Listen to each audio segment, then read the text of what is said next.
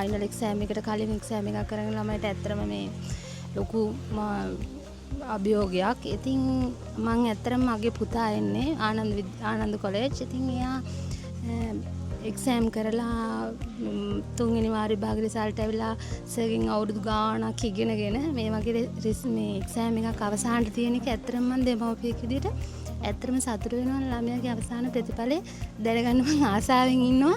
Exam මේ O level වලට කලින් එක්සෑම් එකේදී කොච්චරක් ලකුණු ගන්නවද කියලා මම ඇත්තටම ආසාවෙන් බලනවා.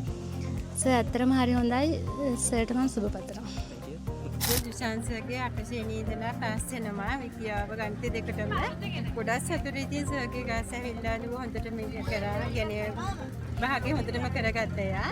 හැම පාරම භාගයේ ලකුණු තියෙනවා. මේ ඒ මට්ටමේ දුව ඉන්නවා. හරිම සතුටුයි සර්ගේ ක්ලාස් ගැන. රේදවල් නොබලා සර් ගොඩාක් වෙහෙසෙනවා. ඒ වගේ ගුරුවරයෙක් ඇත්තටම අපේ දරුවන්ගේ ජීවිතේට හම්බ වුණේ නැහැ. ගොඩාක්ම පිං සර්ට සර් කරන මේකට සර් දීර්ඝ කාලයක් මේ ගැන ඒ කියන්නේ තවත් ක්ලාස් කරන්න ශක්ති ධෛර්යය මම අම්මා කෙනෙක් වශයෙන් මගේ දුර ඇතුලේ තවත් දරුවන් 10,000 ගණනගේ නෙත් සිත් පහදන්න ශක්ති ධෛර්යය ප්‍රාර්ථනා කරනවා.